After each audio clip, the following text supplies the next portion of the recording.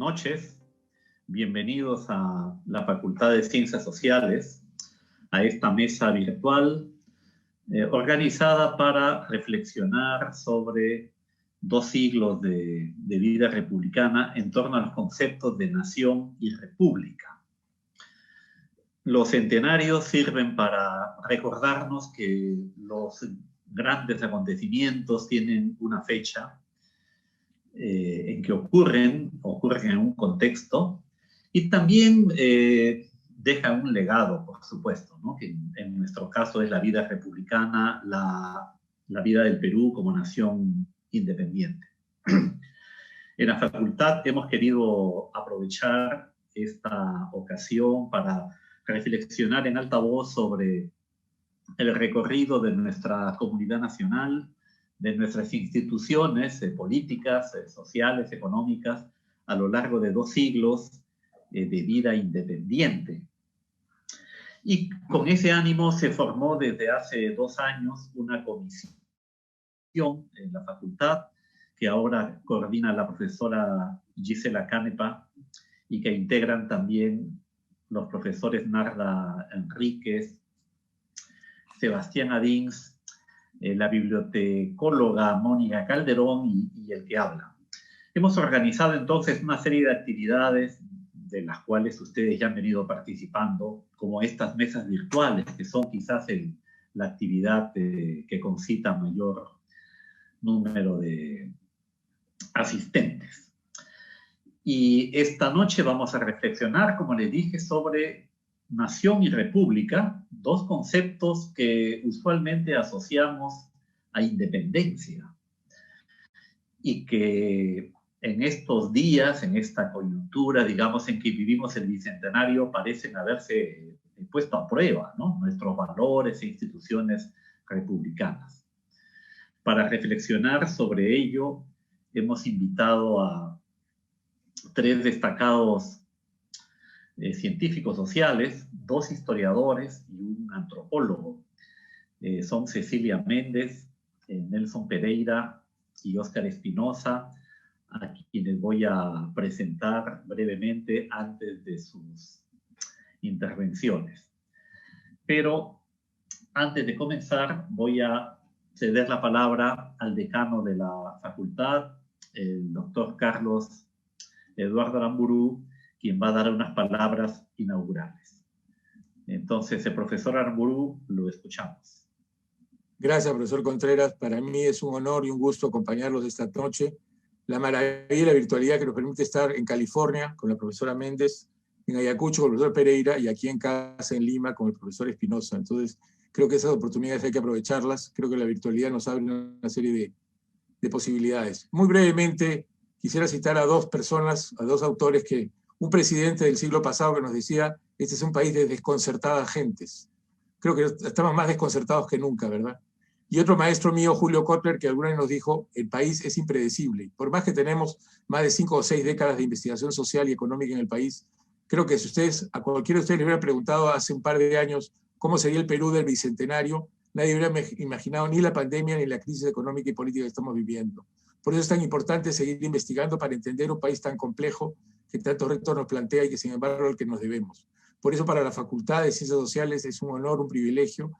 Quiero agradecer a la profesora Canepa y a la profesora Enríquez, que han sido gestoras de todos estos eventos, con un montón de trabajo, ad honorem, quiero resaltarlo, de la idea y el reto tan importante de pensar nuestro país para entenderlo mejor y para cambiarlo de mejor manera.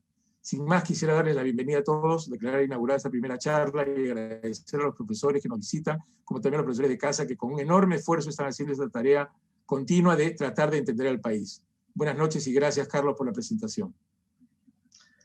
Gracias, Carlos, también. Vamos a dar inicio entonces a las intervenciones de nuestros invitados. Cada uno va a tener 15 minutos para su primera intervención. Yo les avisaré 1 minuto antes de que venza, digamos, este tiempo para que vayan cerrando su intervención. Luego habrá una estación de preguntas y comentarios que pueden hacer por el chat, por el Facebook, y que las van a ir pasando. Y esto dará pie a una segunda ronda de intervenciones de nuestros invitados por un tiempo más breve de alrededor de 5 minutos. Vamos a comenzar entonces con la intervención de la profesora Cecilia Méndez, a quien me place presentar ciertamente con mucho gusto. Cecilia estudió historia en la Universidad Católica, la conocí en las aulas universitarias, aunque yo era unos años mayor, claro, que ella. Y luego hizo el doctorado en los Estados Unidos, en la Universidad de Stony Brook, que preparó una tesis sobre la revolución de los campesinos iquichanos en el contexto de la independencia. Esto dio pie a la publicación de su libro La República Plebeya, que apareció en inglés el año 2005, ganó un premio al mejor libro sobre la historia indígena de América Latina en el año 2007, el premio Howard Klein. Y la versión en castellano apareció en 2014 por el Instituto de Estudios Peruanos. También fue reconocido por una encuesta como el mejor libro del año. Cecilia ha publicado muchos trabajos sobre el tema de los campesinos, el Estado, la nación. Es una voz pues muy autorizada para referirse a este tema. Actualmente es directora del Programa de Estudios Latinoamericanos e Ibéricos de la Universidad de California en Santa Bárbara, donde ejerce la docencia. Habría que decir que antes la ejerció también en la Universidad de Ayacucho, San Cristóbal de Huamanga, a finales de los años 80, en una coyuntura especialmente crítica. Y desde hace algún tiempo es columnista en el diario La República, y habría que decir que Cecilia reflexiona mucho entre el pasado y el presente, y es una de las historiadoras que mejor practica, creo, este diálogo entre conocimiento histórico y reflexión política contemporánea. Así que, bienvenida Cecilia, te escuchamos por el lapso de 15 minutos.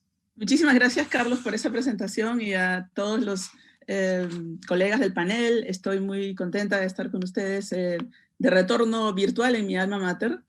Y les agradezco también, saludo a las personas que se nos han unido en Facebook. Y perdón que hay otro integrante que quiere participar acá. Se llama Toby, mi gatito, así que tendrán paciencia. Bueno, yo empiezo mi reflexión haciendo una, digamos, evaluación del momento presente, ¿no? Político, del momento político. Entonces, y de ahí vamos a ir a la historia, como decía Carlos, presente y pasado. Entonces, yo pienso que estas elecciones del 2021 son históricas por varias razones. En primer lugar, antes incluso de haber llegado al poder, el Castillo, la elección de Castillo, ha suscitado un movimiento que ha remecido con desplazar, que ha remecido, digamos, la política y la sociedad, amenazando para algunos sectores con desplazar del gobierno a una élite oligárquica que está en el poder desde hace varias décadas, y de una manera que no sucedía desde el tiempo de Velasco. Digamos, ha ocasionado un remesón en la política y la sociedad que ha amenazado con desplazar a estas élites oligárquicas, como no sucedía desde el gobierno de Velasco. Me estoy repitiendo para que quede más claro, pero esta vez no es a través de tanquetas, sino es a través del sufragio, es a través del voto. Y eso es lo que es histórico. Esta democratización de la política es histórica, que se haga a través del sufragio. Porque esta vez se han podido expresar sectores a quienes se les ha negado por casi 2 siglos la participación política. Es muy probable que estas elecciones hayan sido las más democráticas e inclusivas de toda la historia republicana. ¿Por qué digo esto? Porque ustedes recordarán que el voto analfabeto recién se autoriza en 1979, el voto directo. y que desde ese momento, pasando todo el tema de la guerra de Sendero Luminoso, la violencia de los 80, cuando el Estado se reconstituye en los años 1990 y la década del 2000, sobre todo a partir de la década de 2000, cuando se recupera la democracia, lo que sucede es una ampliación del registro electoral. Hay que reconocer que durante esa época del fujimorismo se amplió el registro, no se llamaba electoral porque, bueno, en la dictadura no hay elecciones abiertas al menos, y es interesante lo que sucedió, que se cambió el nombre del documento de identidad que antes se llamaba libreta electoral al DNI. Es interesante que ese cambio sucediera en la dictadura de Fujimori, donde, pues, como sabemos, no habían elecciones muy democráticas que digamos, ¿no? Entonces, y después del golpe, obviamente, pues ya no había democracia. Entonces, estas son, en esa época, después que siguió esa época, hubo una ampliación de la ciudadanía en el sentido de que llegaron, me parece que fue en el gobierno de Humala, se empezaron a entregar más DNIs, ¿no? Se amplió el número de personas que podían votar y esto hace que gente en la Amazonía, gente en los pueblos más alejados, pudiera acceder a este documento que, a pesar de no llamarse libreta electoral, les permitía ejercer el sufragio. Ahora, ¿por qué es tan importante esto?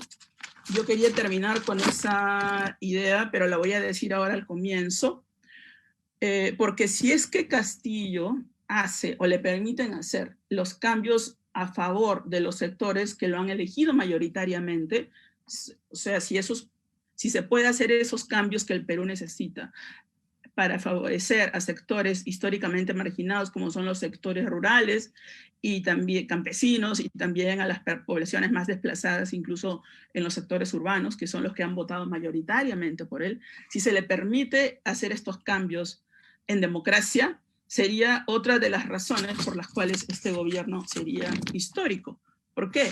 Porque en el Perú, cuando se han hecho cambios que han incluido a los sectores rurales, no ha sucedido en democracia, ha sucedido en dictadura.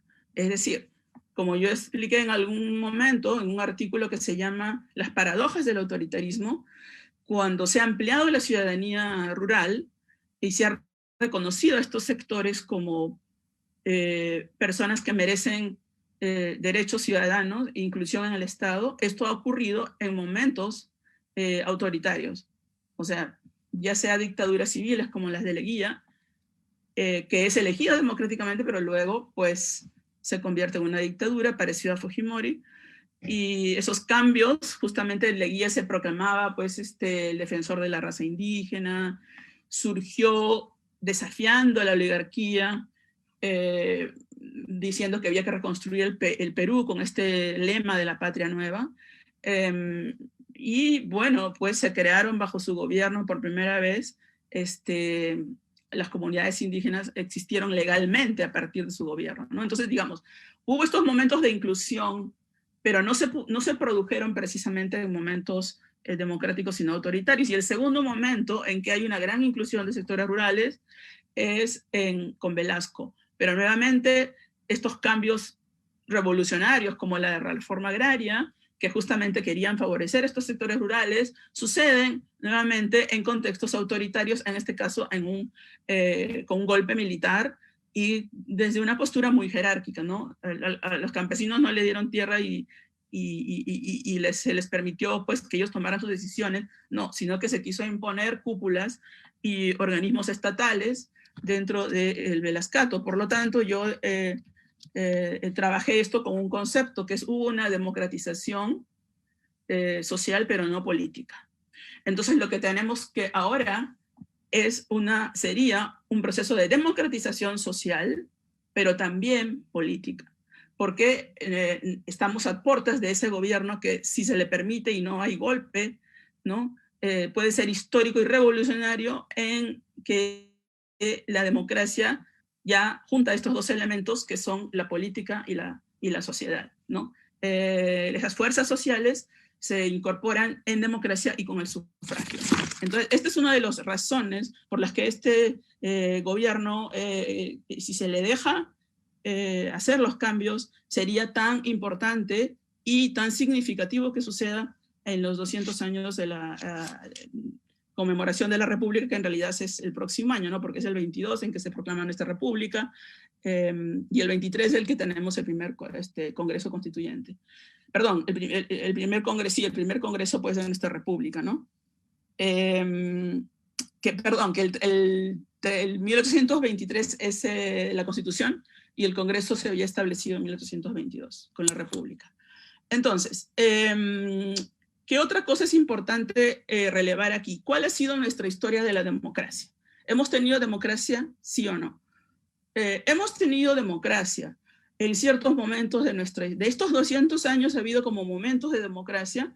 La mayor parte no han sido, si tomamos el hecho de las elecciones como un parámetro que define la democracia, ¿no es cierto? Entonces, el momento en que ha existido por mayor tiempo una democracia ininterrumpida ha sido el llamado gobierno de la República Aristocrática, que es como le llamó Basadre, al periodo que va de 1895 a 1895 a 1919. A este periodo le llamó Basadre la República Aristocrática, pero ese es el periodo que justamente coincidió con el gobierno del Partido Civil, el civilismo, y era un gobierno en realidad de una oligarquía, de una élite, como ha dicho Silvia Riguera Cusicán, que es esa gran pensadora y socióloga boliviana de su propio país, que la historia de la democracia ha sido una democracia de casta, ¿no? De una élite. ¿Por qué digo esto? Porque en 1800, y vamos a tomar como eje el sufragio nuevamente, ¿no?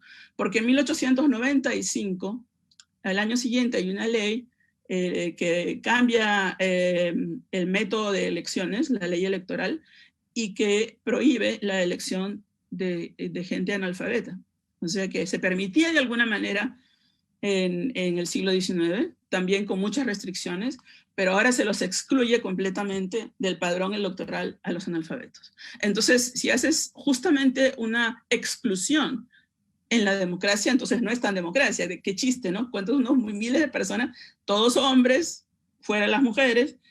Entonces, estas democracias eran democracias de casta, eran democracias de la oligarquía, y cuando hubo un momento en que se quiso romper ese dominio de la oligarquía en esa república aristocrática, fue cuando se eligió nuevamente, legalmente, pues se eligió a Billinghurst, que era un presidente que venía no era parte de ese cogollo civilista, sino que venía de fuera de ese cogollo, y también regionalmente venía de Arica, ¿no?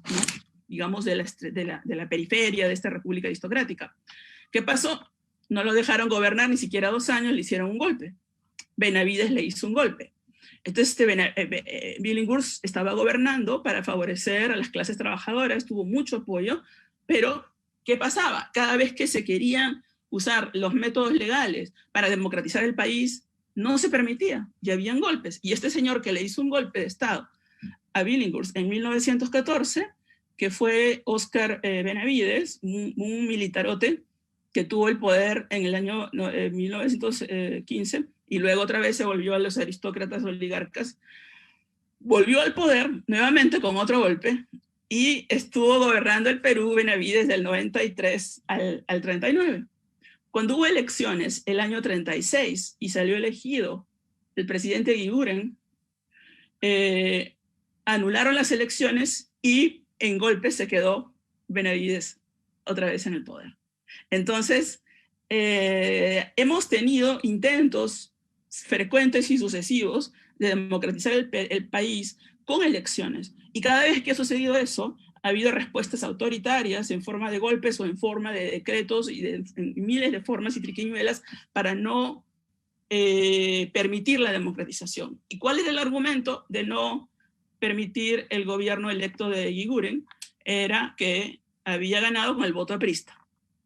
Él no era aprista, pero como el APRA estaba proscrita a partir de la Constitución de Sánchez Cerro del 1993, porque la Constitución de 1933 había prohibido partidos de organización internacional. Y como el APRA es un partido que había nacido en el extranjero, se funda en París y luego crece en México, antes de formarse como un partido peruano, porque a ella lo expulsaron, ¿no? Lo expulsaron en el gobierno de Leguía, expulsaron a Mariátegui, como decía, Leguía gobernó pues como un tirano, ¿no? Entonces, se anuló. Entonces, también tenemos que por qué los partidos que buscan la democracia se vuelven autoritarios, porque les fuerzan a eso, a arrinconarnos de la democracia, ¿no? No sé cuánto me falta, pero hay que recordar además que es importante mencionar a Benavides como golpista, porque las expresiones, lo que sucedió en su gobierno fue muy grave para nuestra democracia, porque Benavides gobernó del 33 al 39. En ese momento estaba en auge el fascismo en Europa, ¿no? Y sobre todo el Perú, Benavides tenía una afinidad con los gobiernos fascistas de España y de Italia, a cuyos diplomáticos les abrían las puertas y hacían fiestas y permitían que se establecieran escuelas religiosas de corte fascista. El principal elemento del fascismo en Europa era el anticomunismo. Entonces había una relación con el catolicismo como que si fuera enemigo, pues, como si el comunismo fuera el diablo. Entonces así se enseñaba, y por eso yo creo que la resurrección de ideas fascistas tiene que ser estudiada, y esa simbología fascista, simbología imperial, de España imperial que está saliendo en las marchas contra Castillo, tiene que ser seguida con este hilo de estas escuelas que se fundaron y el auge del fascismo en el Perú que ocurrió en la década de 1930. Pero volvamos a nuestro hilo de cómo los intentos de democratización del país han sido aplacados y aplastados. Estaba mencionando que el Partido Civilista fue el que dominó la República Aristocrática, pero el Partido Civilista no nació tan elitista. El Partido Civilista nace en los años 1860-70, ya como ustedes saben, el primer presidente civil del Perú es Manuel Prado, Pardo, y eso fue en los años 70, pero cuando surge en los años 60 el movimiento civilista que surge contra los militares, tiene elementos muy liberales en el sentido social. Y forman, por ejemplo, varios de estos personajes que simpatizaban con el civilismo, la Asociación Amiga de los Indios, para defender los derechos justamente de los campesinos y que se también llamaban indígenas en ese momento. Y uno de estos personajes importantes fue Juan Bustamante, un liberal puneño, a quien por su participación en unas rebeliones en Puno, justamente porque iban a restaurar, pues estos civilistas iban a restaurar el tributo indígena. Hubo una rebelión terrible en Puno que es muy largo de explicar. El asunto es que lo descuartizaron, lo mataron, y entonces cada vez que habían intentos de la sociedad por democratizar la sociedad y por incluir a sectores menos favorecidos, los derechos indígenas y campesinos, terminaban muertas estas personas, o terminaban reprimidas o perseguidas o expulsadas del país. Entonces, un minuto, Cecilia, perdón. Perfecto. Entonces, para terminar, vuelvo al comienzo. La importancia de estas elecciones es también por la extracción social del que sería el presidente. A diferencia de Velasco y Leguía, estos gobiernos que hablaban en nombre del indio, el campesino, no habla en nombre del indio, ni siquiera menciona la palabra indio, pero es un campesino, es un sindicalista, es un maestro rural y es un rondero. Son 4 identidades que tienen representatividad nacional, regional, y esto es absolutamente histórico, porque nunca antes una persona con estas características y todas juntas, ni siquiera una persona campesina ha accedido nunca al poder.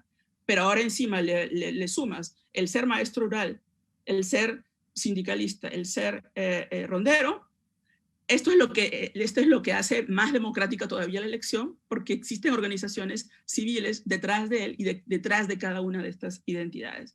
Entonces, sí, se le quita, y han llegado por democracia, con el sufragio. Entonces hay que pensar lo que puede suceder si en este momento de mayor democratización se corta esto por métodos autoritarios. Va a ser un retroceso pues de 200 años. Entonces, termino con eso porque tenía otro colofón de por qué se llama esto, estoy llamando a este proceso la Segunda República Plebeya, pero lo voy a dejar con un signo de interrogación para explicar por qué creo que hubo una primera república plebeya, comienzos de la república, y por qué ahora creo que estamos en una segunda, a puertas de una segunda república plebeya, pero en democracia. Bueno, eso es todo, gracias. Gracias a ti, Cecilia, por este recorrido por la historia política del Perú, y nos dejas con esta intriga de la razón de llamar a esta coyuntura Segunda República Plebeya. Vamos a dar paso ahora al segundo expositor, que es el profesor Nelson Pereira, a quien también conozco desde hace un buen número de años y me alegro de tener esta noche en el panel. Nelson es magíster en Historia y doctor en Historia en Estudios Andinos por la Universidad Católica. Es profesor en la Universidad Nacional San Cristóbal de Huamanga en Ayacucho. Ha trabajado respecto a la participación política de los campesinos en la formación del Estado peruano y sobre la temática de la historia y la cultura regional.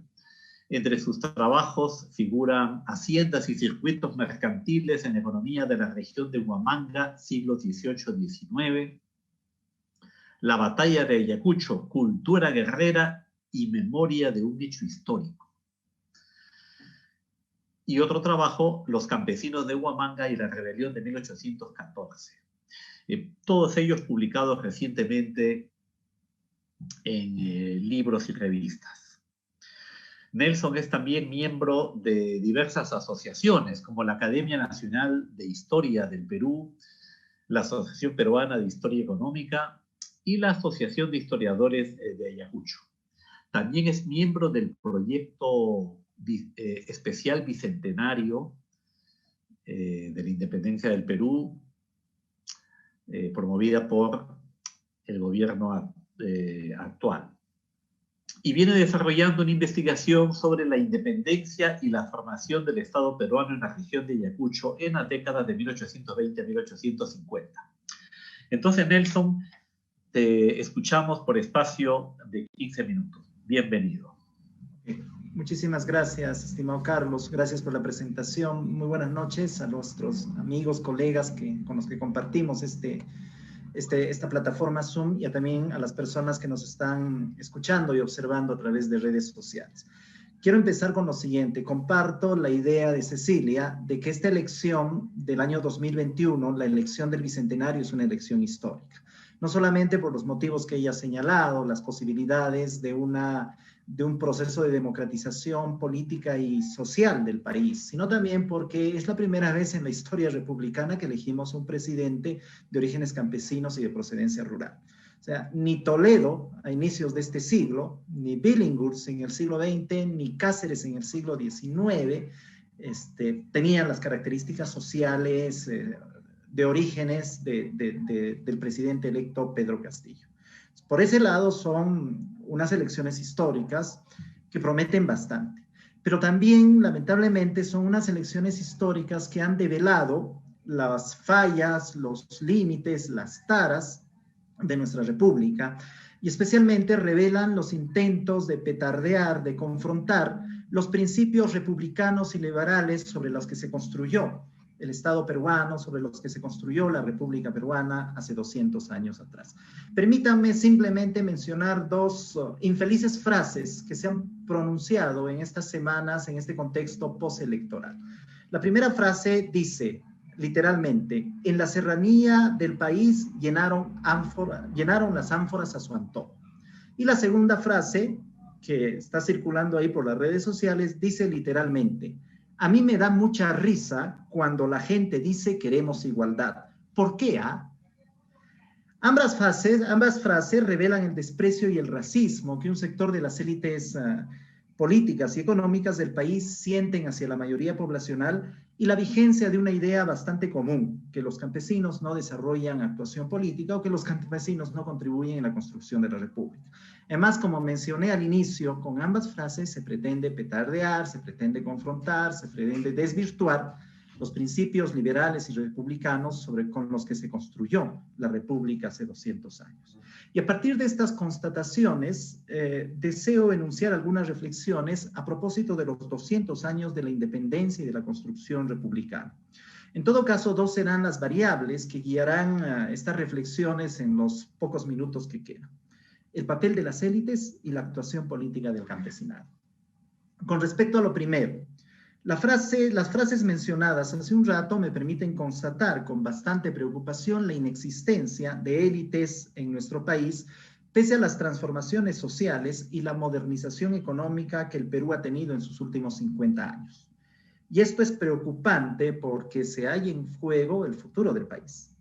Y al plantear la inexistencia de élites, simplemente estoy diciendo que no tenemos grupos dirigentes. Tenemos grupos dominantes, o si se quiere, tenemos grupos mercantilistas, pero no tenemos grupos dirigentes. Es más, los grupos de poder que se autodefinen como liberales y defienden la política económica cuestionan de forma contradictoria principios liberales básicos con los que se erigió la República hace 200 años. Por ejemplo, cuestionan la igualdad ciudadana, cuestionan la libertad de opinión. Hace 200 años sería la libertad de imprenta. Cuestionan el derecho al sufragio. Son grupos que se presentan como liberales, pero al mismo tiempo enarbolan un conservadurismo absolutamente contradictorio con el liberalismo que profesan. Por lo tanto, me parece que tienen fuertes diferencias con sus antecesores del siglo XIX, especialmente con las élites provincianas que pretendieron configurarse como grupos dirigentes de sus regiones. Por ejemplo, la élite ayacuchana del siglo XIX, formada por hacendados como Estanislao Morote, abogados como Pedro Castilla, comerciantes como Luis Petricapi y magistrados como Pedro José Flores. Ellos defendían un liberalismo económico que planteaba la eliminación de aranceles y tributos, la libre circulación de productos y la libre contrata de trabajadores, y al mismo tiempo proclamaban un liberalismo político que rescataba la idea del contrato social para forjar una comunidad nacional de criollos, mestizos e indígenas, de la que emanaba la soberanía popular y que se confrontaba con el individualismo económico. A diferencia de sus pares de Lima, que actuaban como válidos de algunos gobiernos caudillistas, cuestionaron el militarismo por encarnar antivalores opuestos a la libertad y al progreso. Sobre los indígenas, los liberales ayacuchanos también negaron su capacidad de expresión autónoma y autorrepresentación y demandaron su educación para que descubriesen la libertad y se incorporasen a la nación. No obstante, y esto es bastante interesante, algunos liberales se atrevieron a denunciar la dominación de los hacendados y gamonales sobre los indígenas, utilizando frases y figuras compuestas que mucho después serán popularizadas por los indigenistas del siglo XX. Esta élite ayacuchana de la segunda mitad del siglo XIX constituye, desde mi punto de vista, una burguesía regional, en tanto se acerca a la definición de burguesía como grupo con un cúmulo de rasgos y peculiaridades personales, como la independencia económica, la planificación hacia el futuro, y de valores como la racionalidad, el trabajo, el mérito, el respeto a la ley, la moralidad y la valoración de la educación y del arte, que tan distintas de las élites o de los grupos de poder contemporáneos. A ello se agrega los planes e imaginarios que estos personajes conciben para lograr el desarrollo de la región, tales como la irrigación y la producción de tierras secas y eriezas, la educación pública y la colonización de la ceja de selva. Ahora, con respecto a la segunda variable relacionada con la participación indígena o la participación campesina en política, quisiera mencionar que existen señales sobre la existencia de un liberalismo entre determinadas poblaciones campesinas de Ayacucho, especialmente en el contexto de relación de estas poblaciones con el Estado republicano a propósito de los juicios sobre tierras que administraban en las juicios que se realizaban, que se desarrollaban en las instancias del Poder Judicial. Y permítanme en estos breves minutos que me quedan reseñar el siguiente caso que grafica este liberalismo campesino. Se trata de un juicio entre los campesinos de Quinua, el lugar donde el 9 de diciembre de 1824 se desarrolló la batalla de Ayacucho, que consolidó la independencia del Perú y de Sudamérica, y la hacendada Isabel Aedo, por las tierras de Ahuacoyay, de la hacienda de Ahuacoyay. Estas tierras eran posesionadas por los campesinos de Quinua desde tiempos coloniales, pero utilizadas para establecer un censo enfiteútico. En tal virtud fueron arrendadas en el siglo XVII a varios españoles y criollos, hasta que a inicios del siglo XIX el usufructo quedó en manos de Pedro Castro Coronado y su esposa Isabel Aedo. En 1850, mediados del siglo XIX, los campesinos presentaron una demanda en el juzgado de primera instancia de Huamanga, Huanticangayo, contra esta última, contra Isabel Aedo, demandando la propiedad de las tierras y la cancelación de la deuda del censo enfiteútico. Para participar del juicio, los demandantes primero tuvieron un cabildo donde consensuaron y acordaron presentar la demanda. 2, contrataron a varios representantes legales, abogados, o como se les llamaba en la época, agentes de pleitos, es decir, utilizaron el principio de la representación política y legal para participar del proceso de acuerdo a las normas, etapas y rituales establecidos por el Estado peruano. Y en medio del juicio, coordinaron con sus abogados para presentar los alegatos con claras ideas liberales. Para obtener la propiedad de la tierra, una noción introducida por el liberalismo, como dice Nils Jacobsen, y desvirtuar los alegatos de la parte contraria, los demandantes, es decir, los campesinos, utilizaron las leyes de Indias del siglo XVI y la legislación liberal agraria de 1828. Y además, algunas citas provenientes de la Constitución de Cádiz de 1812.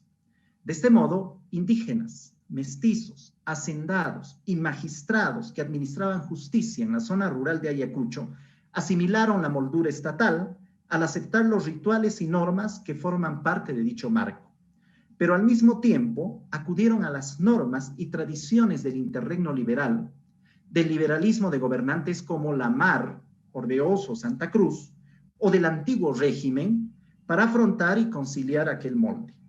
Por su parte, el Estado republicano, al establecer esta relación dialéctica para con sus gobernados, se reprodujo en el escenario rural, en la cotidianidad, pues en Ayacucho nada más cotidiano que los juicios.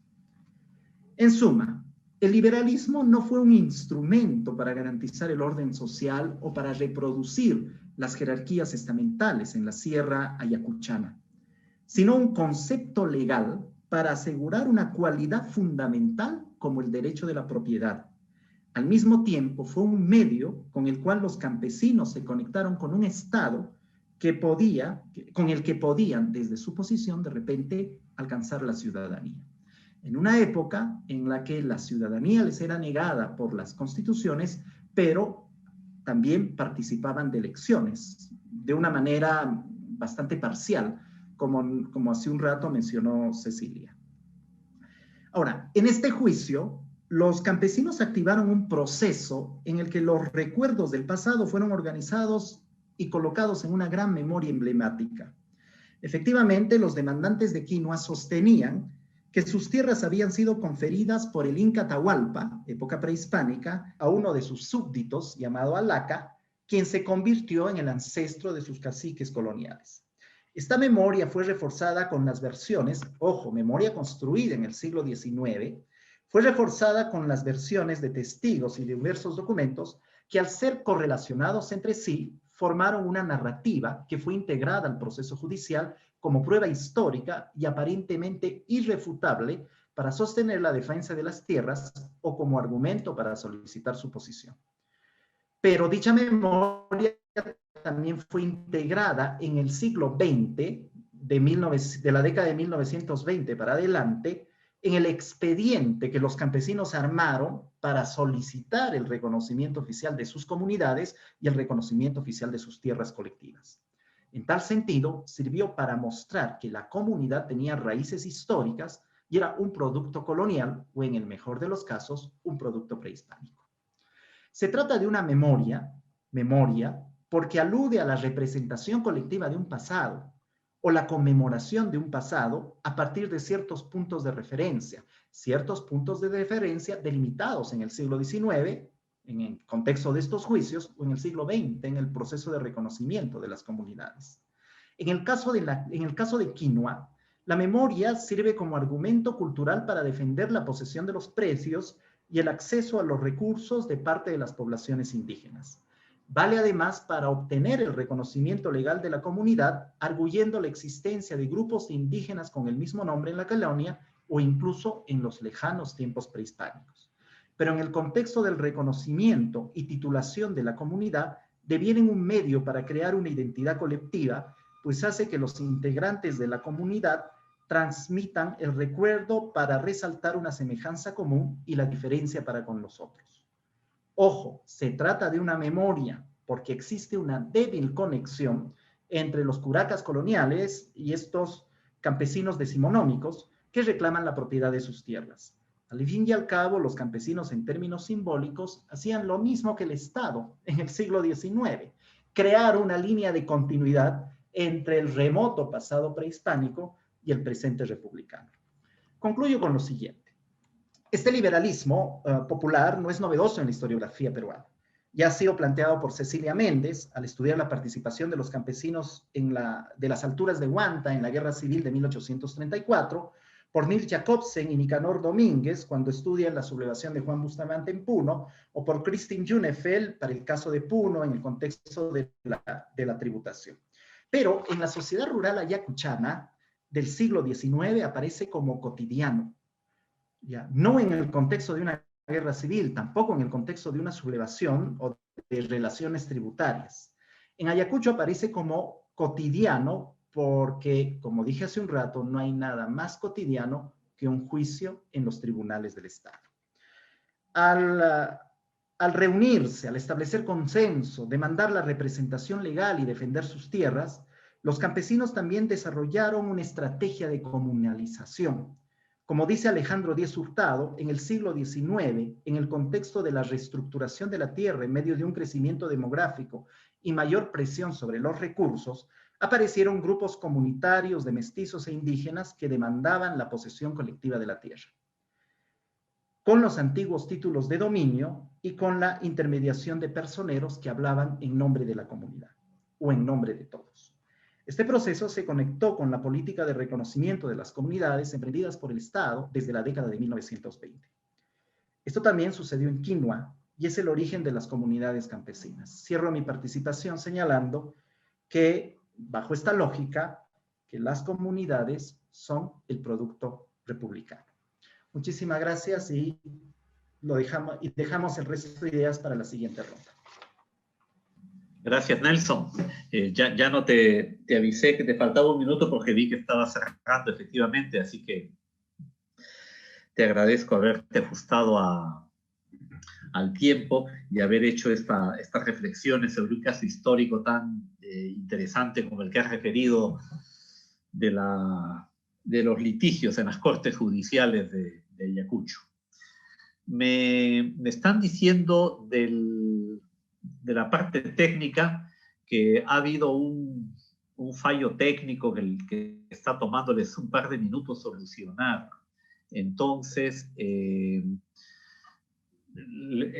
por favor, Claudia y Yulisa me avisan cuando el problema se haya resuelto. Mientras tanto, sí, 2 minutos me están diciendo. Bueno, entonces entiendo que en estos 2 minutos vamos a hacer como un descanso antes de la intervención de Óscar Espinosa. De manera que esperamos a ver un par de minutos para que resuelvan este asunto. Ya listo, se solucionó. No, me dicen, así de rápido son aquí en la facultad, caramba, qué bueno. Bien, voy a presentar a nuestro tercer panelista, el profesor Óscar Espinosa, quien es doctor en Antropología e Historia por la New School for Social Research de los Estados Unidos. Dirige el grupo de investigación en Antropología Masónica en la Universidad Católica y es miembro del grupo de investigación internacional APOCAMO, sobre antropología política contemporánea en la Amazonía Occidental. Los temas de investigación del profesor Espinosa versan sobre la antropología amazónica, la etnohistoria de la región amazónica, los pueblos indígenas, la política, cultura, medios de comunicación y en general la cultura popular. No descansa publicando, y este año 2021 ha dado a la prensa un trabajo sobre historias, violencias y memorias en la Amazonía, junto con Silvia Romeo y Marco Ramírez. Una publicación hecha por el Centro de Investigaciones Sociales, Económicas, Políticas y Antropológicas, el CICEPA, de la Facultad de Ciencias Sociales. Entonces, Óscar, te dejamos tus 15 minutos para que nos transmitas tus reflexiones. Adelante. Listo, gracias. Gracias, Carlos. Gracias también a los organizadores, organizadoras, al decano, Carlos Eduardo, a Gisela y Narda de la Comisión del Bicentenario, y a ti también por esta invitación y por moderar este panel, ¿no? El año pasado, en una reunión similar, me tocó hablar también sobre el significado de la época republicana para la Amazonía. Y en dicha ocasión mencioné cómo la experiencia de la República para los pueblos amazónicos y para esta región ha sido básicamente negativa, ¿no? Incluso yo mencionaba que es difícil encontrar algo positivo que haya traído la República para la selva. En esta ocasión voy a plantear un enfoque distinto, ¿no? Siempre, por supuesto, voy a hablar desde esa perspectiva, desde la Amazonía, desde los pueblos indígenas, pero voy a partir justamente de estas ideas que nos han propuesto, ¿no? Sobre la nación, y esta idea también que se filtra en el título de este panel sobre la promesa, ¿no? De la que nos habla Basadre, ¿no? Sin embargo, ¿no? Y por aquí lo quiero agarrar, esta promesa está llena de sentidos comunes y de mitos entre comillas, que hay que desmontar, ¿no? Entiendo, pues, por mito, no lo que los colegas antropólogos de otras generaciones, como Fraser o Levi-Strauss, etcétera, han entendido, sino como mecanismo ideológico para encubrir la realidad y para justificar una situación de dominación y exclusión. Y esta desmontaje o esta lectura sobre los mitos alrededor de la nación, ¿no? y de la independencia, lo hago pues desde los márgenes, ¿no? Literales, en el sentido territorial, ¿no? La selva ubicada pues en los límites del Estado peruano, pero también desde los márgenes sociales, ¿no? Desde las comunidades indígenas. Evidentemente hay otros márgenes también posibles desde cuales uno puede criticar, ¿no? Estoy pensando en las comunidades afroperuana o la LGTBQIA, etcétera, ¿no? Que también podrían plantear, digamos, este desmontaje, entre otras, ¿no? Muchas que podrían plantear estos desmontajes, ¿no? En realidad los mitos son muchos, ¿no? Y podría hablar horas sobre este tema. En realidad estaba pensando, incluso quería hacer sobre 7, ¿no? Porque son 7 mitos, ¿no? La idea de los 7 ensayos, etcétera. Pero al final voy a quedar solamente con 3 por un tema de tiempo, ¿no? Y voy a partir por el mito de la nación, ¿no? Creo que ya son muchas las décadas, ¿no? Por lo menos de la segunda mitad del siglo pasado, que se viene cuestionando en las ciencias sociales, ¿no? Justamente la idea del modelo de Estado-Nación, que desgraciadamente, en mi opinión, y hasta cierto punto, o con ingenuidad y de manera absurda, mucha gente sigue apostando por el mito del Estado, por el proyecto del modelo de Estado-Nación, ¿no? La historia nos ha demostrado que este ideal del Estado-Nación en realidad no ha funcionado, ¿no? Son más de 200 años no solamente en América Latina, sino en otros lugares del mundo donde se ha tratado de implementar y efectivamente no cuaja tanto desde dentro, ¿no? Debido a la diversidad étnica y cultural, ¿no? Ya sea en el caso de América Latina o el Perú, por la existencia previa de pueblos originarios, o en el caso, por ejemplo, de Europa o Norteamérica, por la migración que justamente pone en cuestión esta idea de un Estado, un territorio, una nación en el sentido pues de una comunidad que comparte ciertos costumbres o rasgos culturales, ¿no?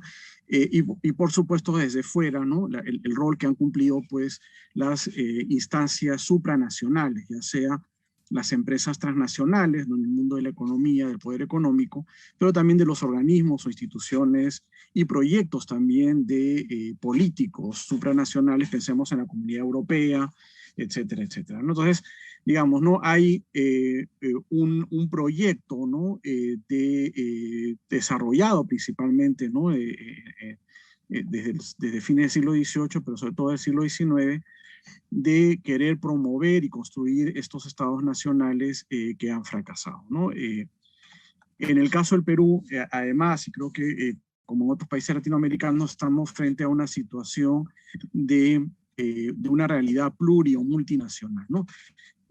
Donde no solamente existen, ¿no?, diversas naciones dentro del propio territorio, ¿no?, del Estado, del país, sino que además muchas de estas naciones en realidad fueron divididas precisamente durante el proceso de la independencia, ¿no? Lo que hoy son los estados sudamericanos, por ejemplo, ¿no es cierto?, se construyen a partir de las antiguas jurisdicciones coloniales, ¿no?, las unidades administrativas del virreinato o de los virreinatos, ¿no es cierto? En algún momento era uno solo, luego se dividieron, digamos, ¿no?, en la lógica colonial de España para el territorio americano, ¿no? Y entonces, al construirse estos países a partir de estas antiguas unidades geopolíticas, lo que termina haciendo es dividir a naciones indígenas en varios países, ¿no? El caso Aymara, por ejemplo, ¿no?, para hablar de un caso andino, ¿no?, están los Aymara hoy día divididos en 4 países, pero en el caso de la Amazonía esto llega a unas cifras realmente alucinantes, ¿no? Hay aproximadamente cerca de 400 pueblos indígenas distintos en la Amazonía, el conjunto de los países amazónicos, no se puede discutir exactamente el número, pero por ahí van más o menos los números, y más o menos la cuarta parte de ellos, ¿no?, o sea, más o menos 100, digamos, pueblos indígenas, están divididos por los estados actuales, ¿no es cierto? Es decir, en algunos casos incluso entre 3, ¿no? El caso Ticuna, por ejemplo, ¿no?, donde hay hoy día ticunas viviendo en Perú, Colombia y Brasil, pero donde además las lógicas de cada estado hacen cosas absurdas, ¿no? Como por ejemplo que un solo pueblo, un solo idioma,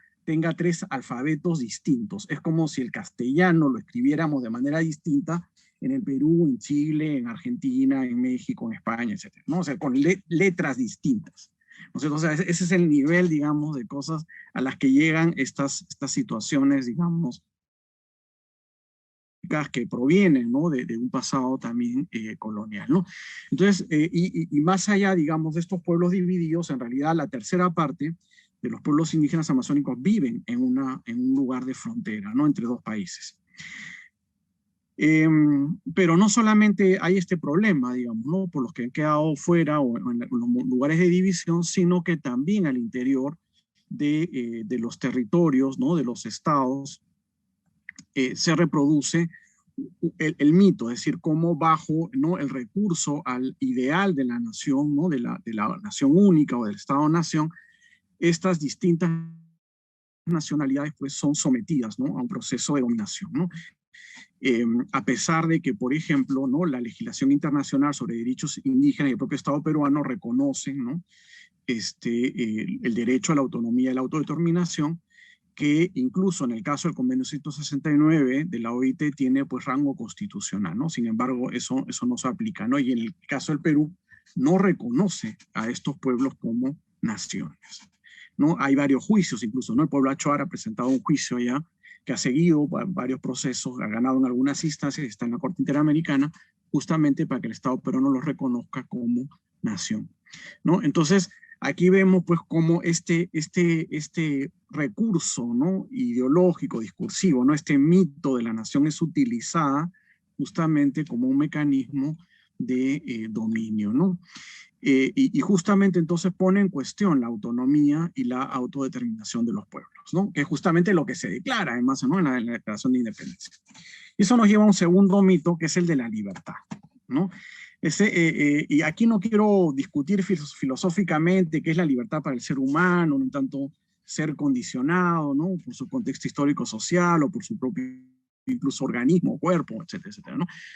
Vamos a referirnos aquí a la idea de libertad asociada a 2 ideas, ¿no? A la idea de autonomía frente a un poder político externo, es la idea de la independencia, ¿no? Independizarse de otro poder político externo que sojuzga, digamos, ¿no?, a un pueblo, o el sentido de libertad en el sentido no solamente de ejercicio individual de derechos, sino incluso de lucha contra la esclavitud, ¿no es cierto?, de no ser esclavo, ¿no?, que es además lo que cantamos, ¿no?, todo el tiempo en el himno nacional cuando decimos somos libres y hablamos de las cadenas que se rompen, de la esclavitud, etcétera, etcétera, ¿no?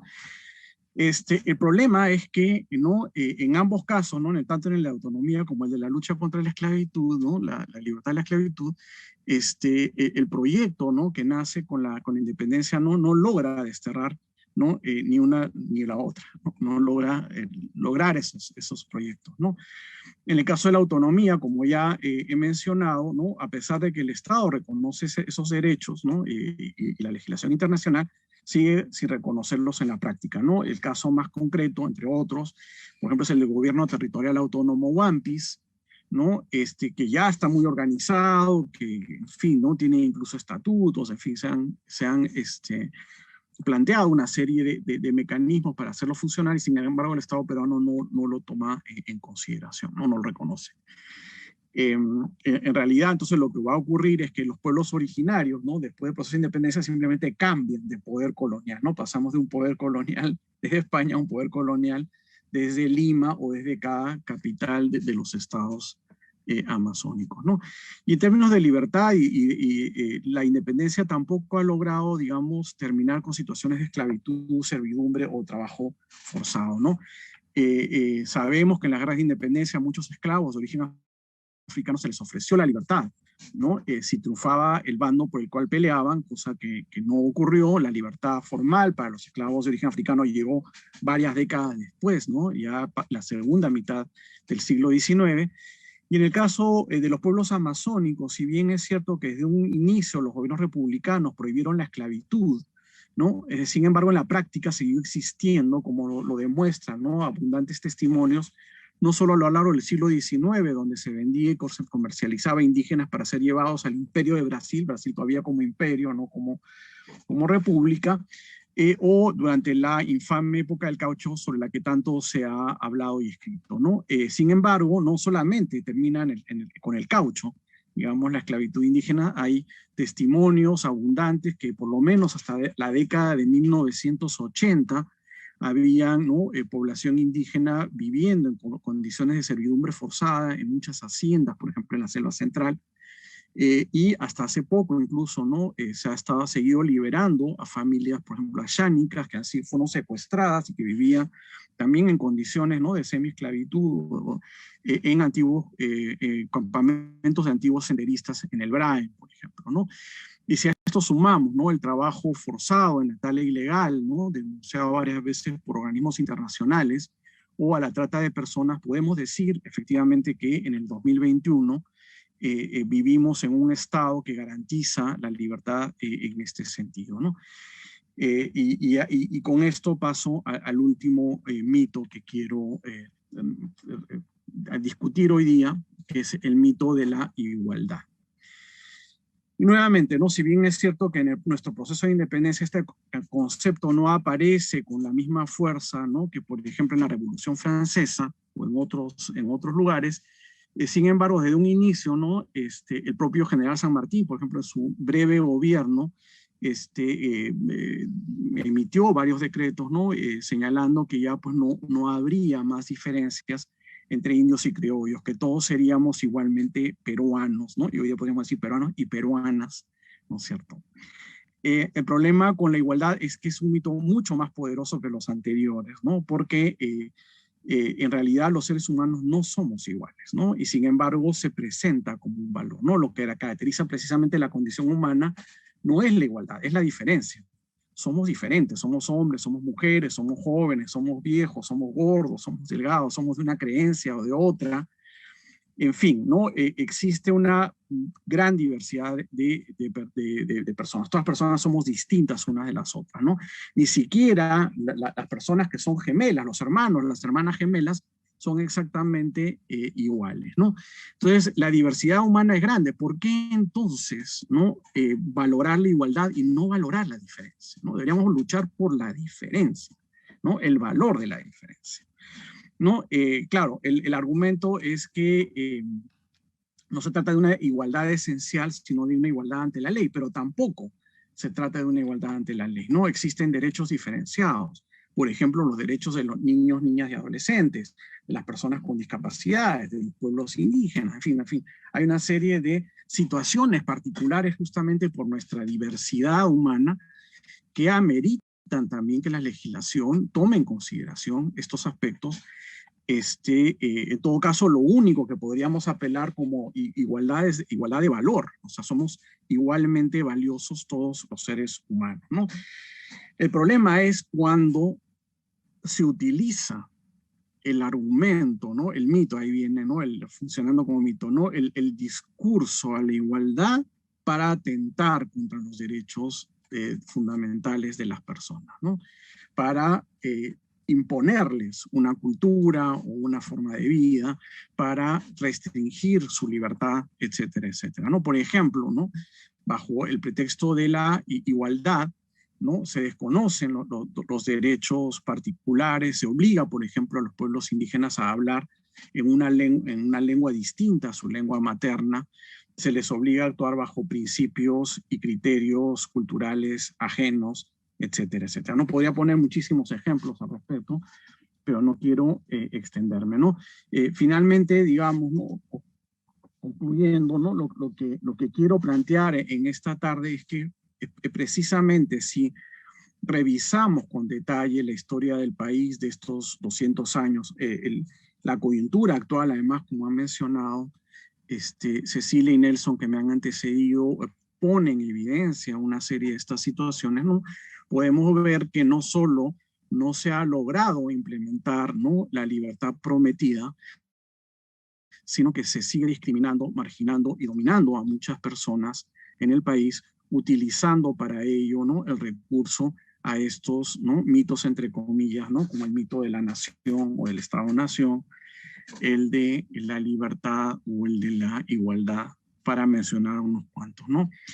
Estos mitos, además, y esto es lo trágico, lo preocupante, en todo caso, lo que nos debería preocupar más, no solo son usados por grupos de poder, ¿no?, élites, ¿no?, económicas o políticas, sino que también por una gran mayoría de compatriotas, ¿no?, que las acepta como parte de un sentido común, ¿no?, y que cree en ellas, ¿no?, sin cuestionarlas, ¿no? De tal manera que, de alguna manera, toda la sociedad peruana...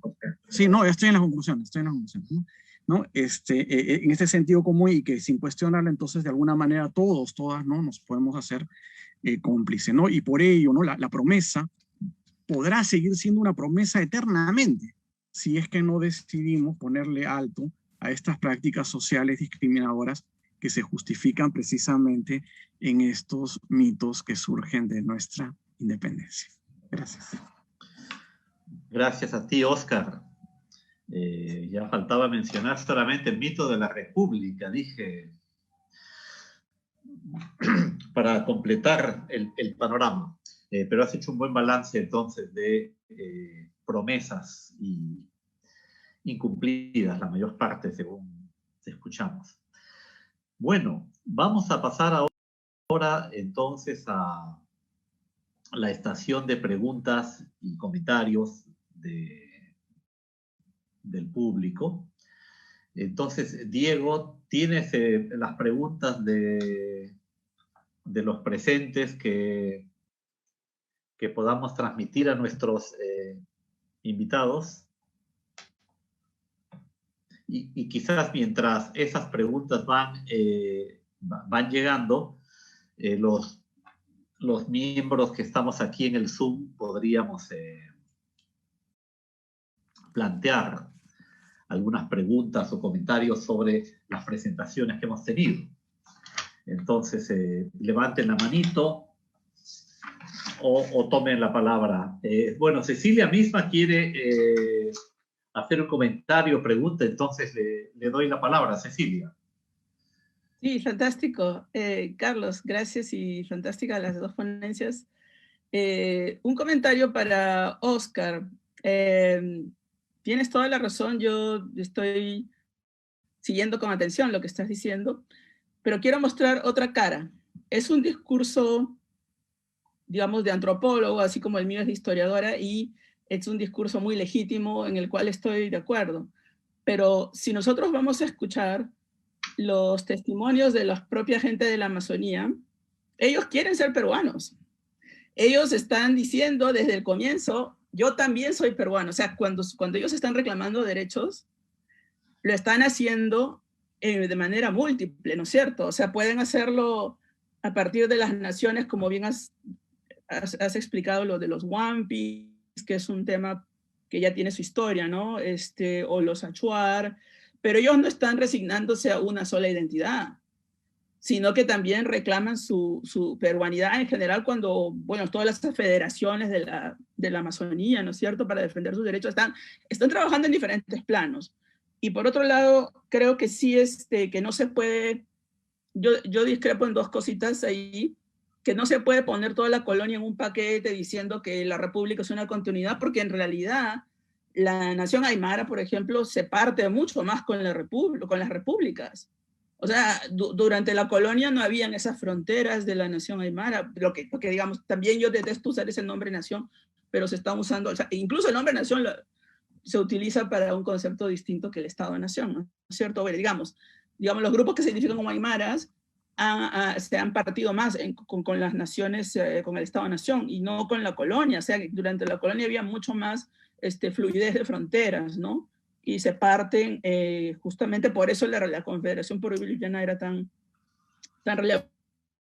Y por otro lado, el tema de la igualdad ante la ley. Yo sí creo que es un principio revolucionario que no existía, ojo, la igualdad ante la ley, y eso era un principio revolucionario que no existía en la colonia, ni siquiera existía en la Constitución de Cádiz, que fue la más liberal que hubo, digamos, la única constitución en la colonia, ¿no? Con la que el Perú se rigió. Es un principio revolucionario la igualdad ante la ley, que hay que ver cómo lo usa la gente también. O sea, yo también soy peruano, yo también tengo derecho, pero es complejo, como tú bien lo has dicho, porque el propio indigenismo, con Leguía en el Estado, creó las leyes de comunidades campesinas que diferenció los derechos de los indios del resto, ¿no? Y los derechos corporativos, digamos, que se resucitan de la colonia como derechos diferenciados. Entonces, es un tema súper complejo. Y por último, nada más, el multiculturalismo apela a esa diversidad. O sea, sí, el multiculturalismo ha revivido en el neoliberalismo. Entonces, ¿cómo se sitúa? O sea, que el neoliberalismo en teoría reconoce la diversidad, pero claro, no reconoce la diversidad política, solo cultural. Y por eso es tan terrible que todo este tema de derechos, que el problema es que lo siguen considerando un tema cultural.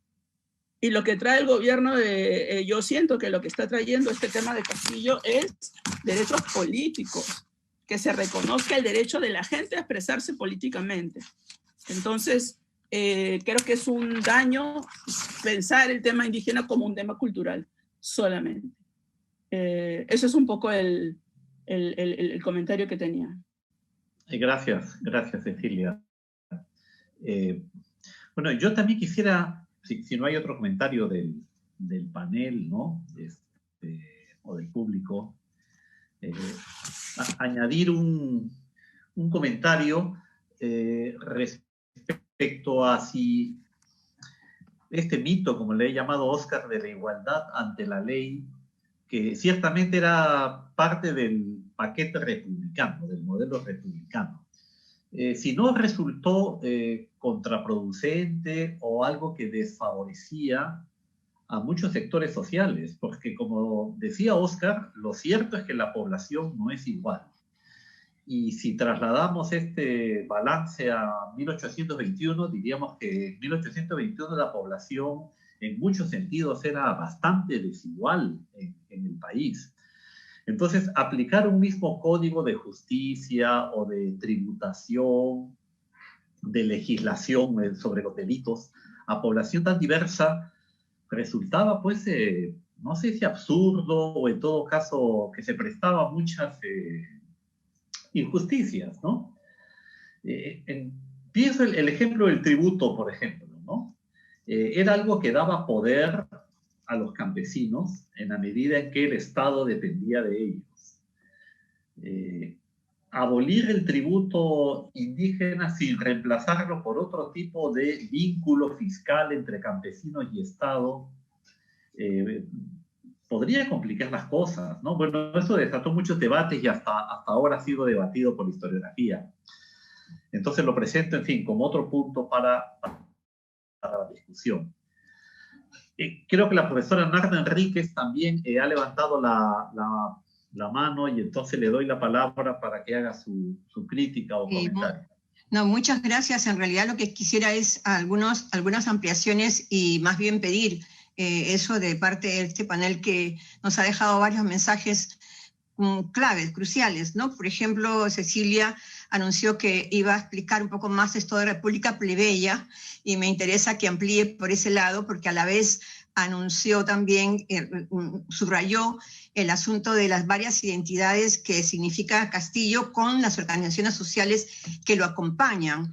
Y me parece que esta relación de un mensaje político con una representación social, de alguna manera, no del mismo modo, está presente en la intervención de Nelson, cuando señala que se construye una comunidad, ¿no? Se construye en la república, la comunidad es resultado de una república, pero en realidad es una comunidad que se construye, pero con una identidad del pasado, o sea, apelan a una memoria, como tú decías, pero no estoy segura que nueva identidad se construye, porque queda en la comunidad, en sus propios pares, no dialogando hacia afuera, no me queda clara bien esa relación con el Estado desde la comunidad. Y quería que tú lo señales, y me parece que Óscar va al otro extremo, en el sentido de que esas comunidades se perciben a sí mismas como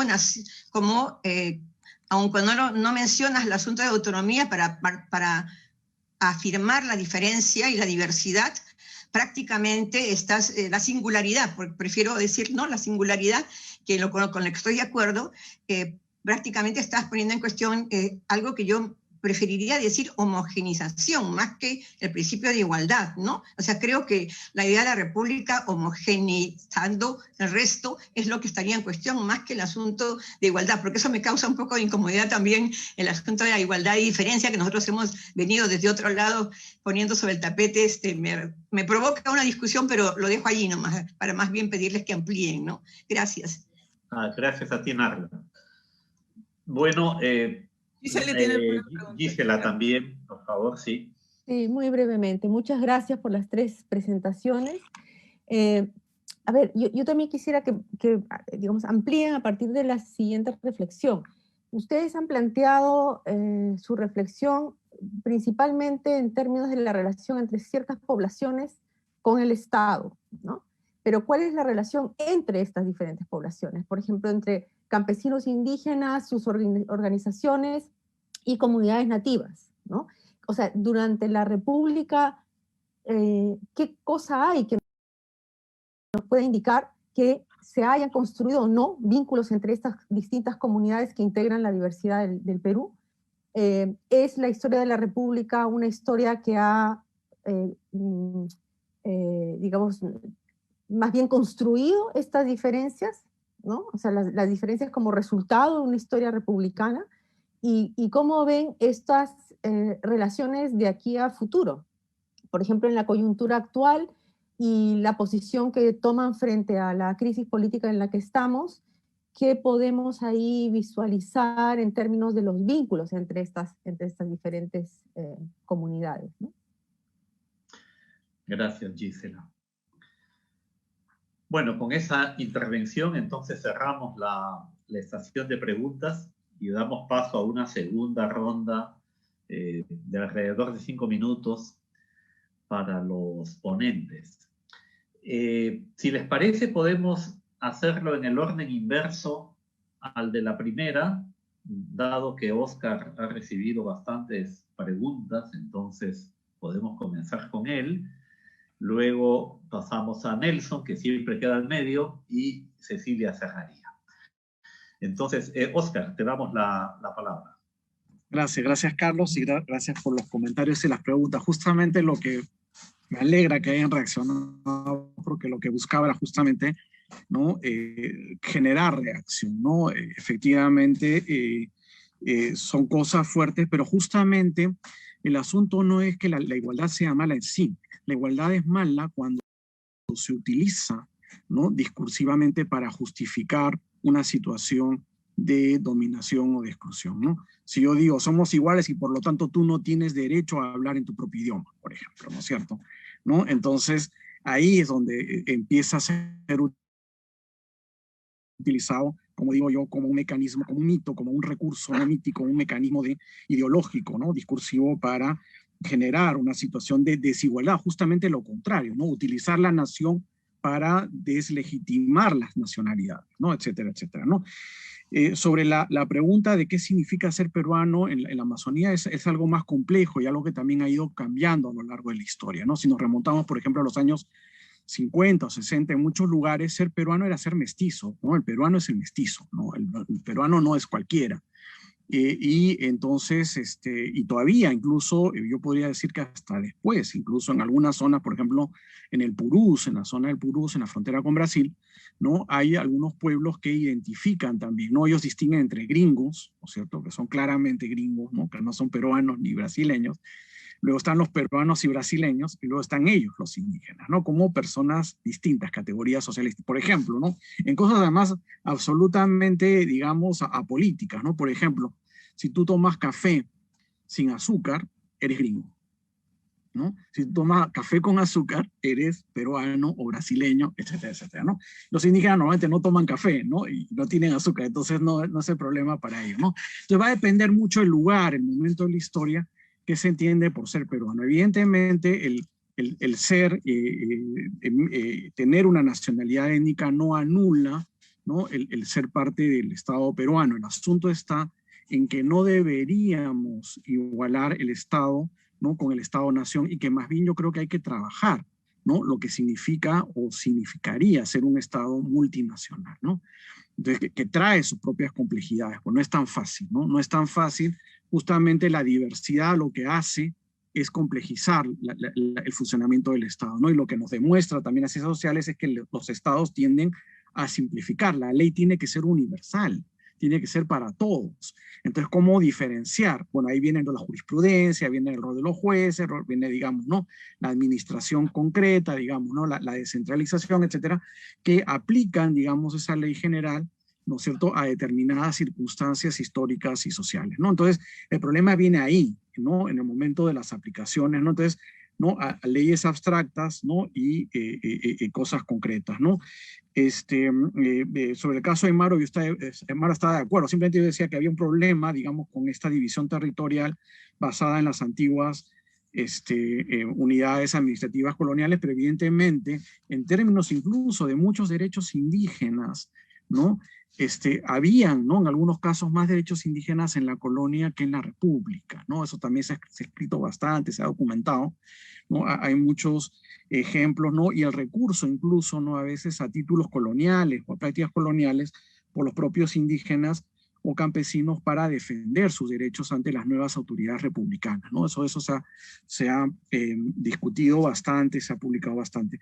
Y en términos de la pregunta de Gisela, ¿no?, sobre esta diversidad de cómo, bueno, en el caso de la Amazonía, la tensión más fuerte siempre ha sido con los andinos, ¿no? Y aprovechando que está Cecilia aquí, que es una experta en el caso de los iquichanos, ¿no es cierto? Hay, ¿no?, interesante porque, ¿no?, por ejemplo, si uno lee relatos de viajeros de la época, etcétera, había toda una tensión, ¿no?, entre en el Valle de la Purímac o del N, ¿no es cierto?, entre las poblaciones altoandinas y las poblaciones, ¿no?, amazónicas, ¿no? Y el rol entonces que jugaba también las élites y los criollos, que también tenían intereses económicos particulares, querían, ¿no?, explotar el caucho en esa zona, como decía Nelson, ¿no?, mencionando las élites de Ayacucho, querían pues colonizar la selva de Ayacucho, igual pasaba en Cusco, en Junín, en Portarma, en fin, en otras regiones andinas, habían proyectos colonizadores de las élites regionales también que se estaban dando y que se cruzaban, digamos, con las lógicas, ¿no?, digamos, campesinas o indígenas andinas, con las lógicas amazónicas, etc. Entonces, digamos, hay una serie de tensiones, ¿no? Y más bien, generalmente, ¿no?, desde la perspectiva amazónica, el andino ha sido un invasor de sus territorios, ¿no?, un enemigo.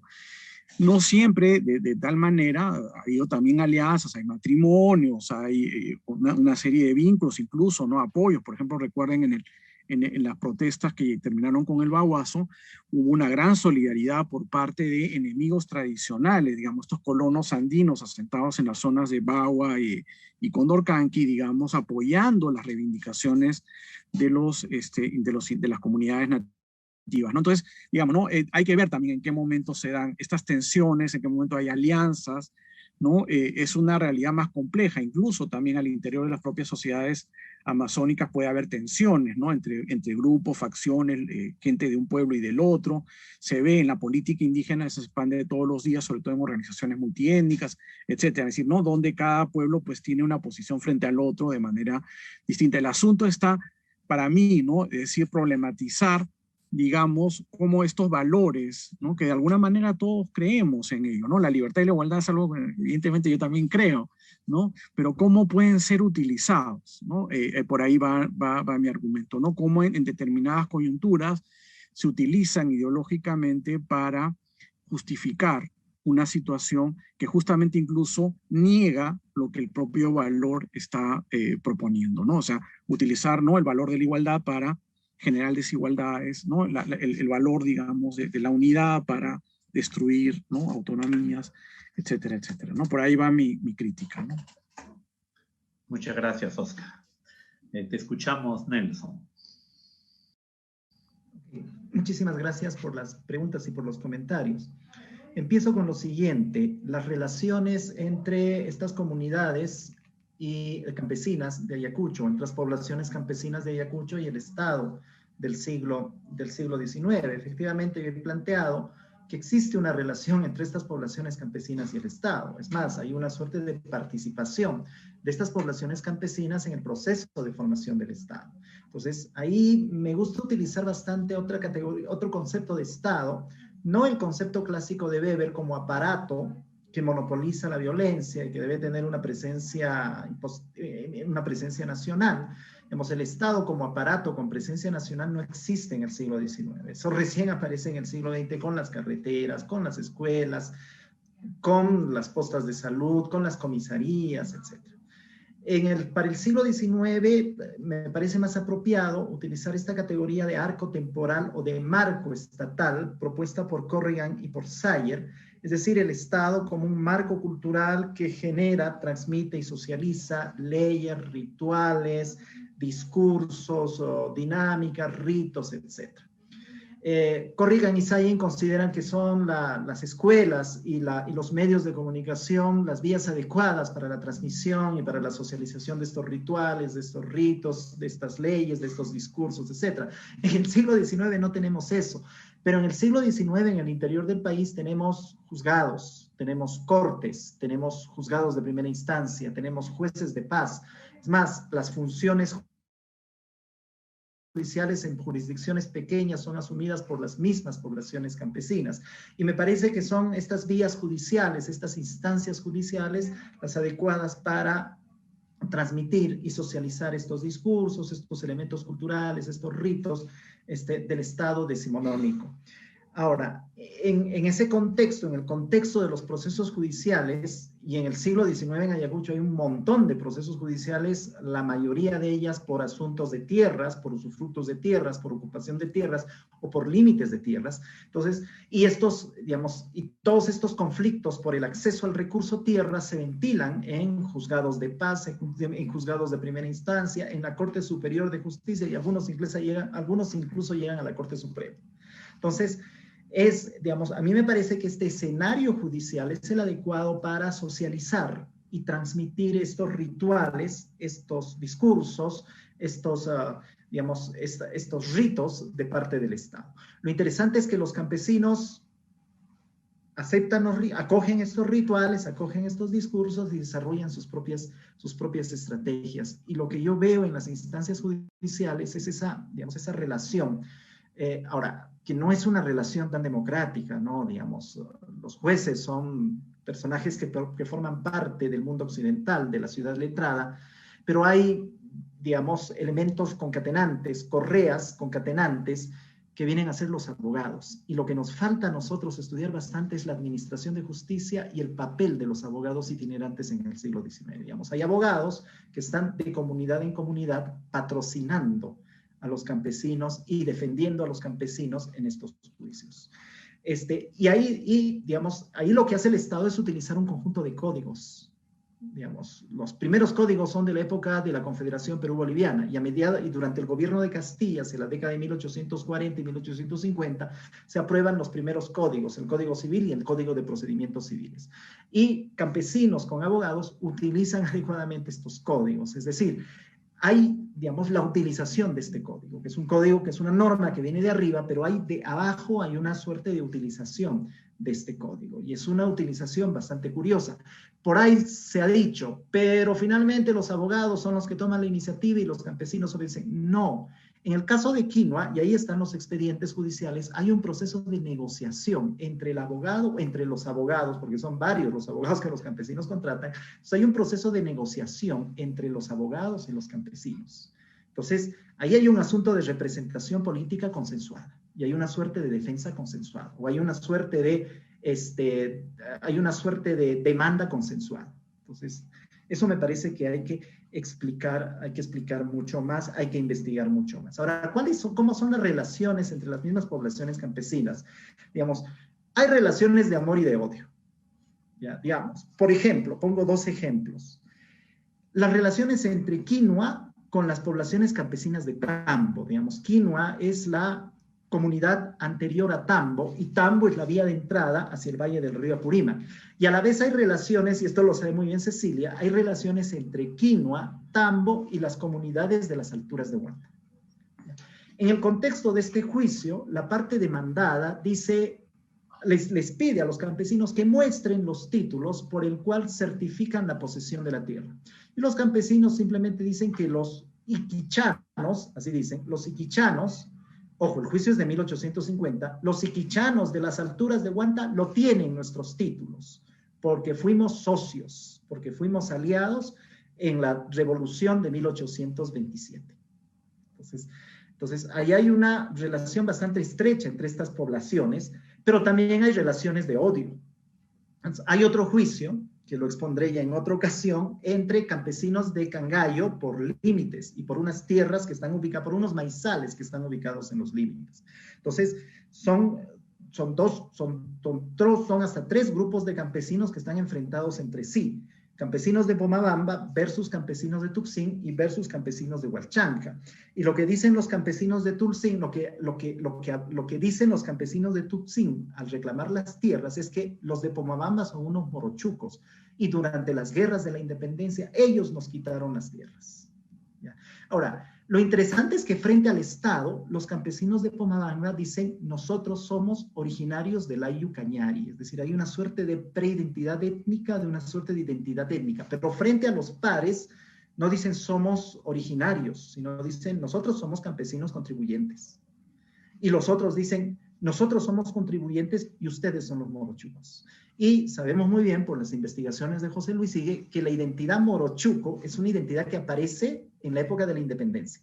No es una identidad de tiempos coloniales ni de tiempos prehispánicos, sino que aparece en la época de la independencia. Entonces, yo consideraría que las relaciones entre comunidades campesinas, entre grupos campesinos, son relaciones de amor y odio.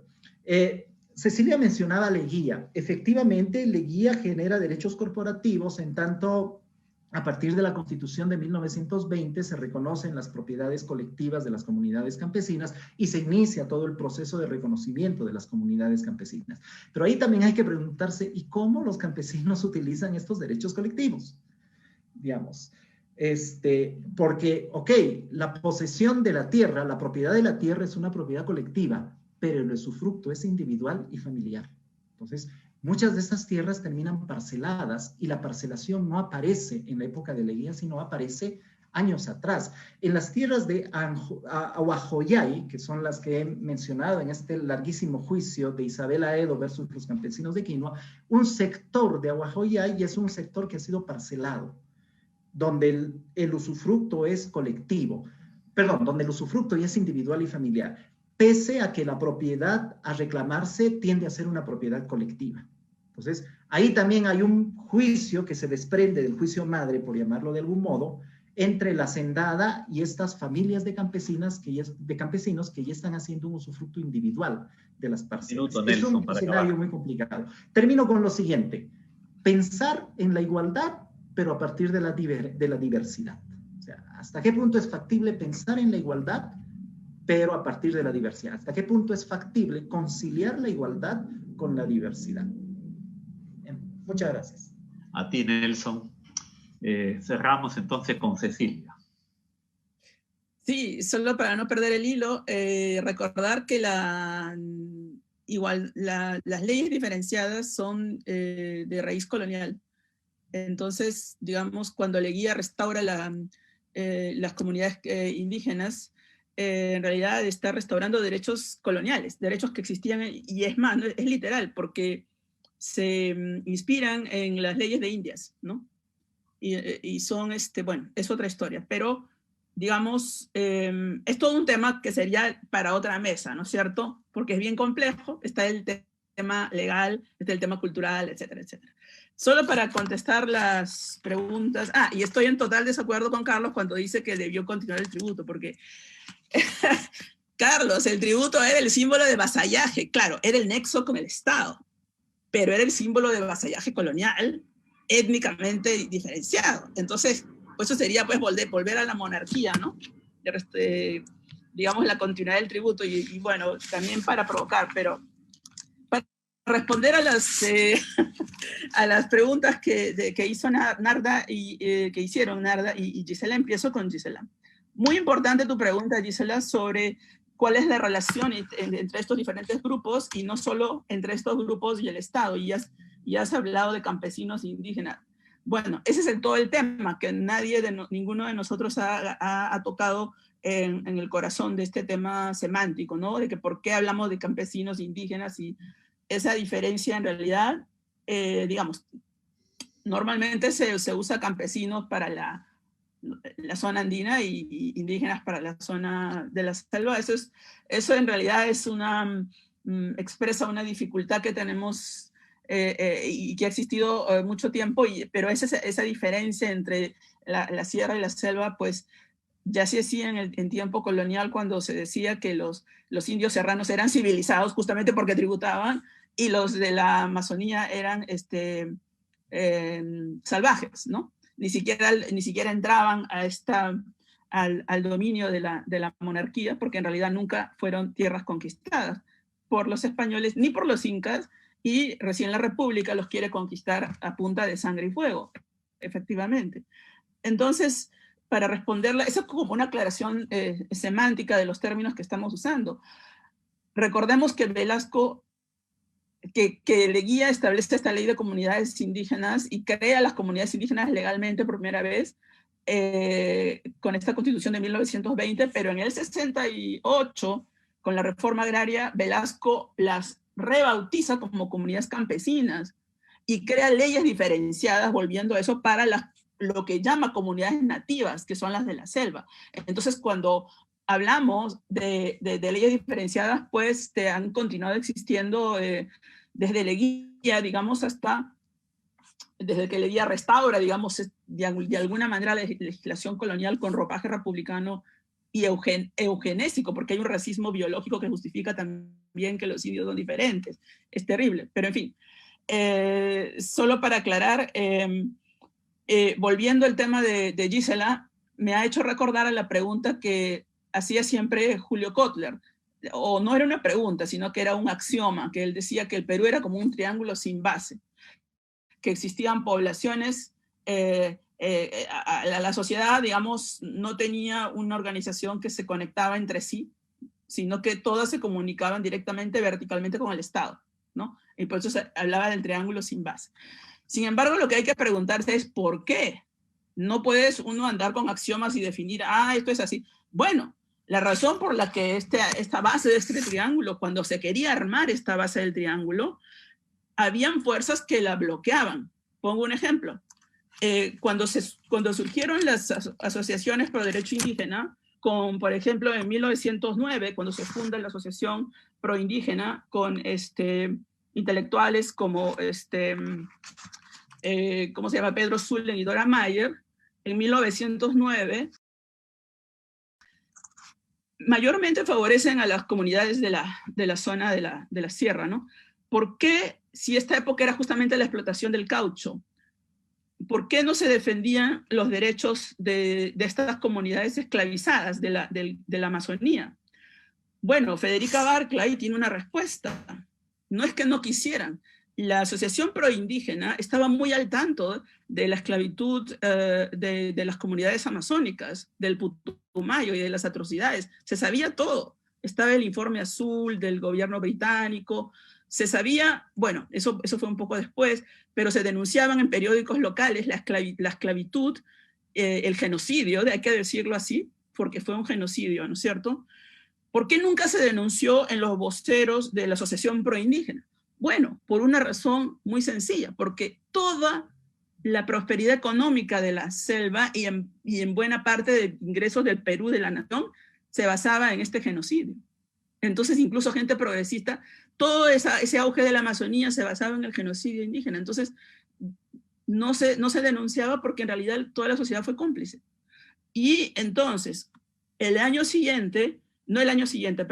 década siguiente, hubo otro intento de una gran confederación campesinos indígenas también, que se llama la Asociación Pro Derecho Indígena Tahuantinsuyo, que fue un poco diferente, pero que también unía a una serie de poblaciones de todo el territorio peruano, y campesinos, indígenas, etcétera, y eso lo han estudiado bien gente como Steven Pent, en parte Marisol de la Cadena un poquito, pero que fue un preludio, de acuerdo a Steve Pent, de lo que sería luego los partidos políticos como el Partido Aprista. Habían dirigentes de esta asociación proindígena donde había campesinos, indígenas y también intelectuales, periodistas liberales.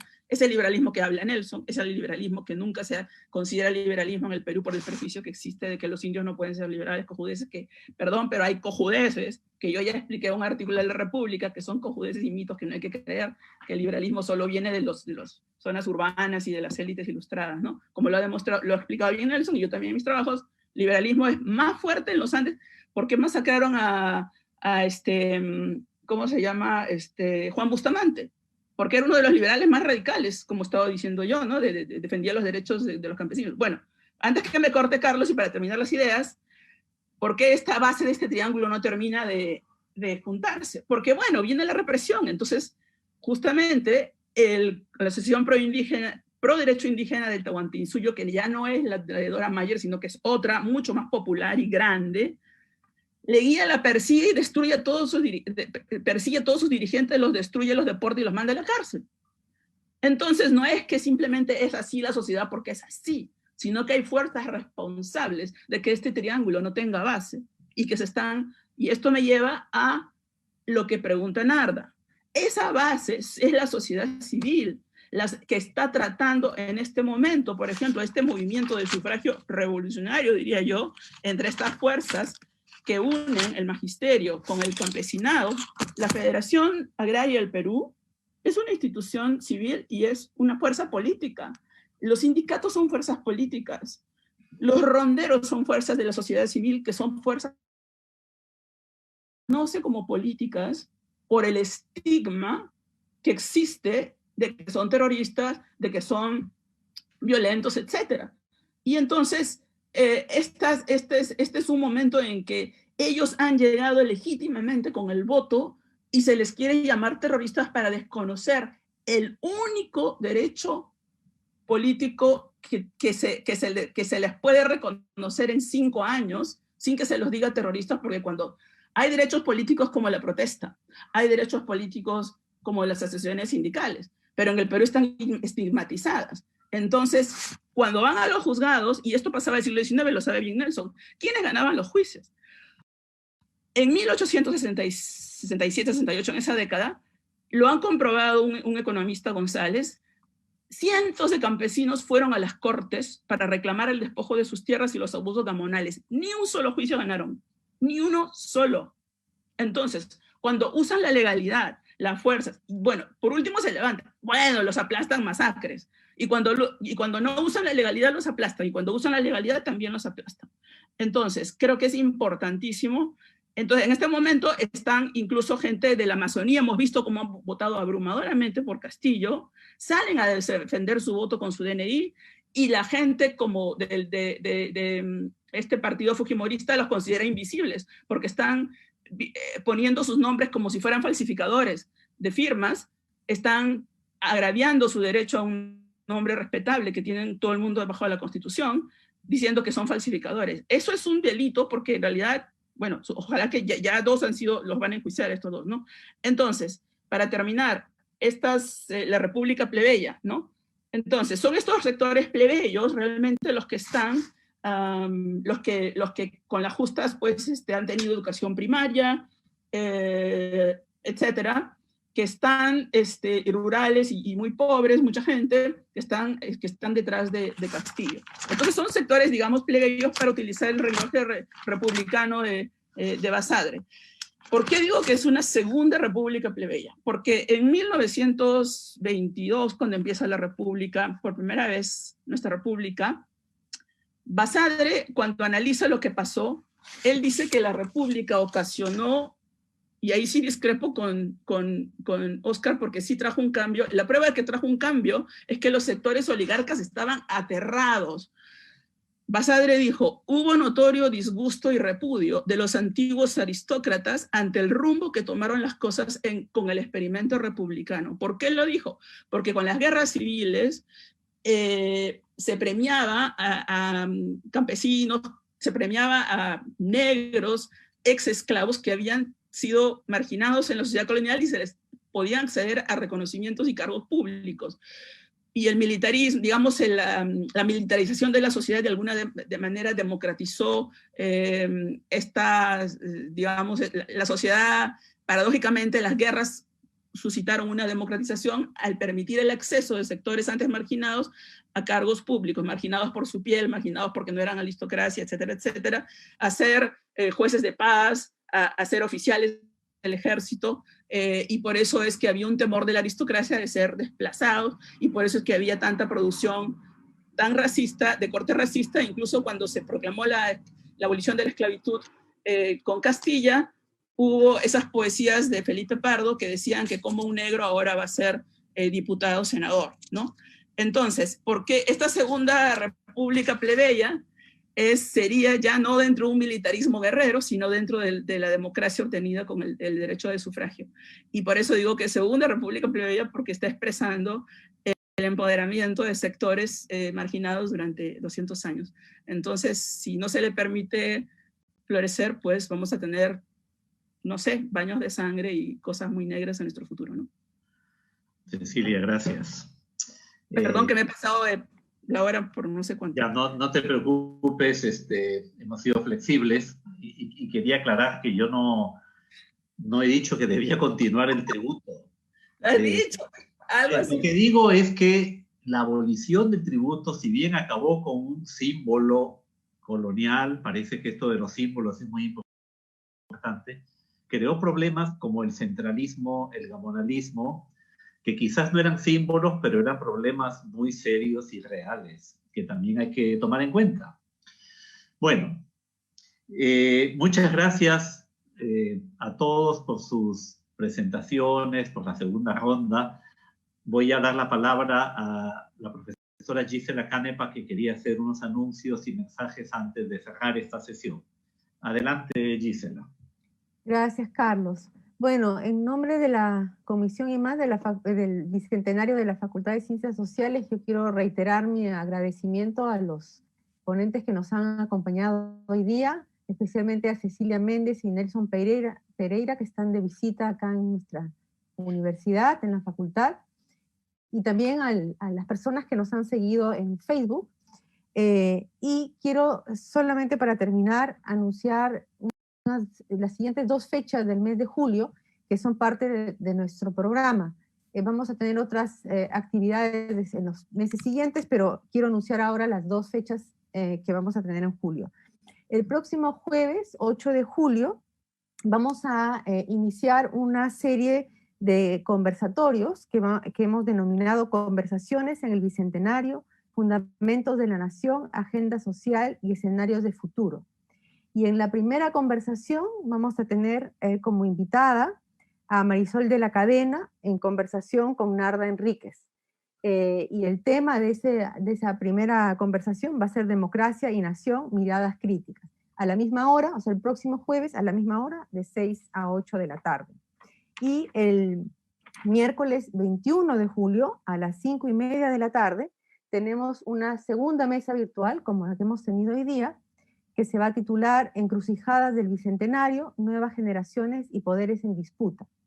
Van a estar como panelistas Sandra Rodríguez, Saraí Toledo, Carmen Lizarbe, Gonzalo Banda, y modera Omar Coronel. Esta es una actividad que se va a realizar en colaboración, en coordinación con el Grupo Interdisciplinario de Investigación, Conflictos y Desigualdades Sociales. Bueno, entonces están invitados, los esperamos el jueves 8 de julio y el miércoles 21 de julio nuevamente por Facebook, por el Facebook de la facultad. Muchísimas gracias y buenas noches.